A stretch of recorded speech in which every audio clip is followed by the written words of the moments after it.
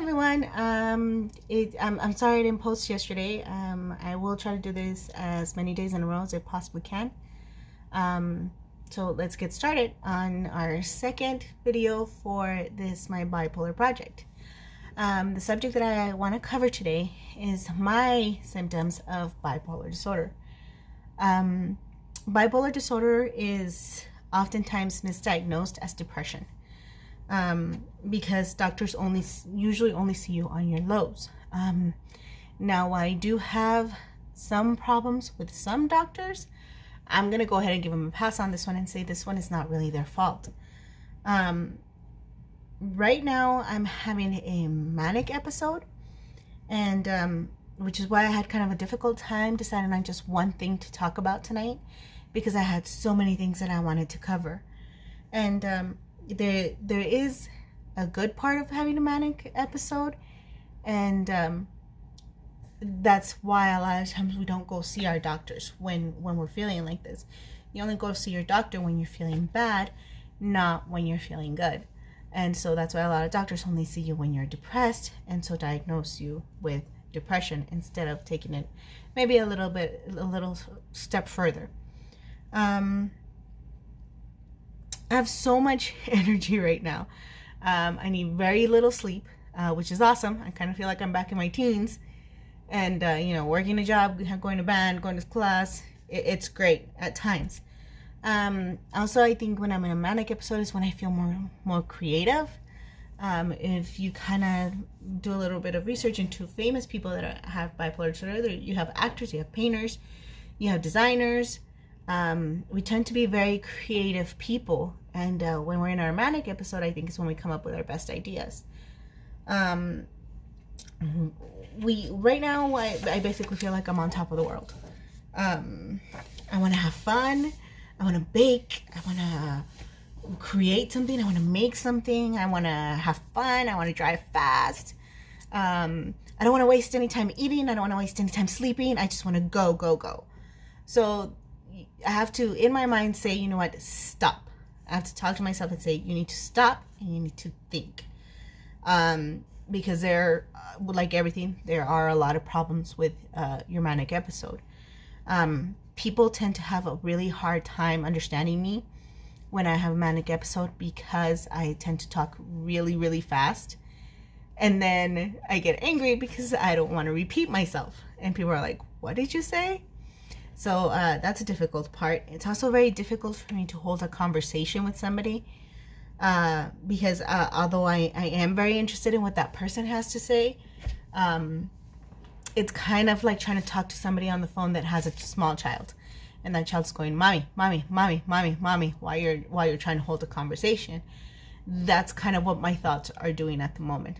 So if I'm trying to talk to somebody, even though I'm very interested in the story that they're trying to tell me, my thoughts are interrupting, going, pay attention to me, pay attention to me, pay attention to me.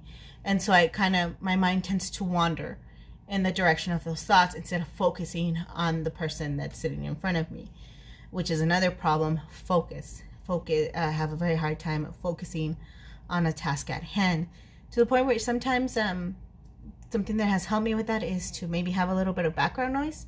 I like to have a stand-up comedy kind of in the background, to where it's kind of just white noise, and not something that I really have to focus on, but it's not extremely quiet to where other things are distracting me. Money is a huge thing. I want to go shopping. I'm a huge bag person. I love bags. I need everything, or the office needs everything at work, and I want to spend money, which is something that I definitely need to watch myself on. Also, unfortunately, at this time, I'm very confrontational. Being this way, you are very aware that you're different. And so that makes you feel like you're always judged, and then it kind of always puts you on your guard. But at the same time that you feel like you're being judged, we also have this overconfidence. We are the best. We can do anything. Everybody is so lucky to have us in their lives. We can handle anything. Funny part is, I can handle everything in everybody else's life, not so much on my own. So that's difficult. But again, at this point in time, nothing can hurt us. Nothing can touch me.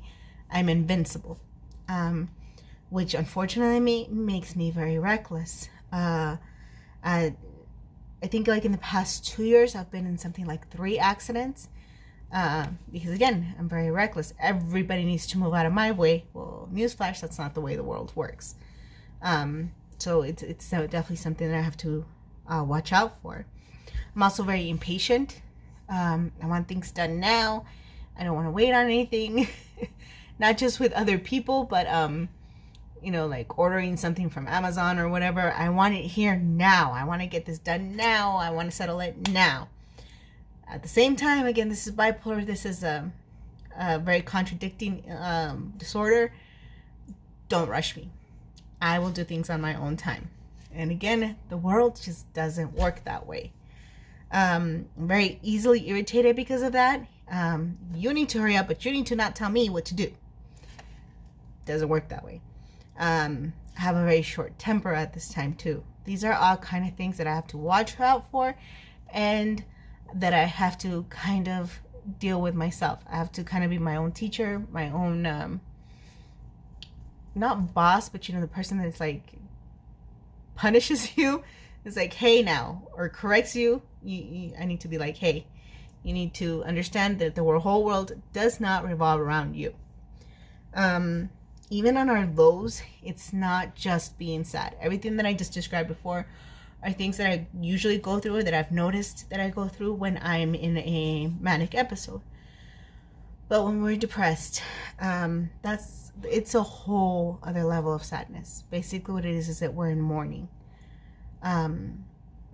It's devastation.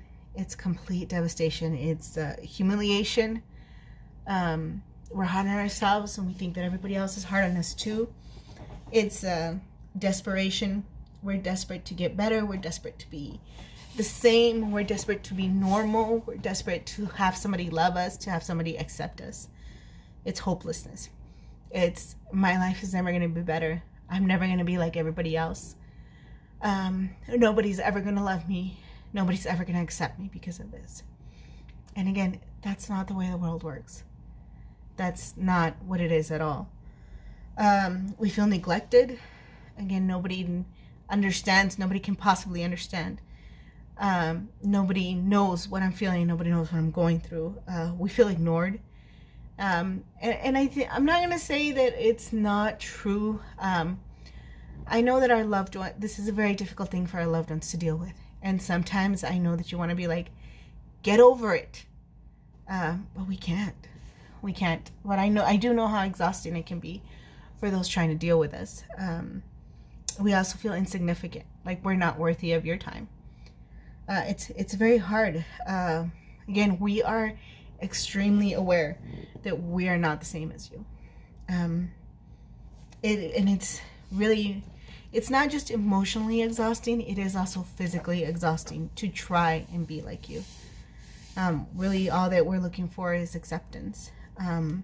Other symptoms that don't happen on a high or a low, they're just kind of a constant in our lives, is paranoia. Again, the thought that everybody's watching us and judging us, that everything, all the turmoil and all the ugliness we feel inside is projected outside. That is something that's always there. Anxiety, something is going to go wrong. Insomnia, it's very hard to sleep, either because we are so sad and depressed that we're afraid to fall asleep, or because we have so many thoughts running through our minds. Anger, either because you're not doing what I want you to do, you're not doing what I need you to do, you don't understand and I can't explain myself, or anger because, damn it, I am in pain, you need to be in pain too. And that, I think the hardest part is hurting our loved ones because of that. Believe me when I tell you that every word that leaves my mouth, every tear that falls from my loved one's face, every look of hurt that comes from my loved one's face is permanently engraved in my mind. And there's a lot of times when it's kind of like from the outside in, watching a movie, watching myself hurt my loved ones and saying stop, and not being able to. We feel everything so much and so intensely that I am completely convinced that there is nobody that will love my loved ones as much as I do. But unfortunately, I'm also very aware that there is nobody that will hurt them the way that I do. And that's a very difficult thing to deal with for myself and for them. So I run away. I try to run from my thoughts. I clean my house until I can't move anymore. I run until I can't move anymore. I've actually passed out because my body cannot take the abuse that I'm putting myself through. So it's very hard. It's the only thing that I can say. But there are ways that I have found that kind of help me. Exercise, running is a really awesome thing for me. Yoga, I love yoga. Yoga is really, it's kind of a good exhaustion. You feel really good about yourself afterwards. Meditation is actually not something that I have experienced myself. I haven't been able to master it or learn it yet, but I hear that's really good. Aromatherapy, I love essential oils and just about anything. Diffusers, lotion bars, whatever. Wherever I can have a smell that calms me down, love that. A project that'll help me calm down my mind. Decorating a cake or painting, things that I need precise small details in, because we also at times tend to be perfectionists. Helps me with that focus and quiet my mind a little bit. Lighting, I think when I have too much light around, it kind of highlights everything that's in the room, everything that's in the world, and it's too much for me to handle.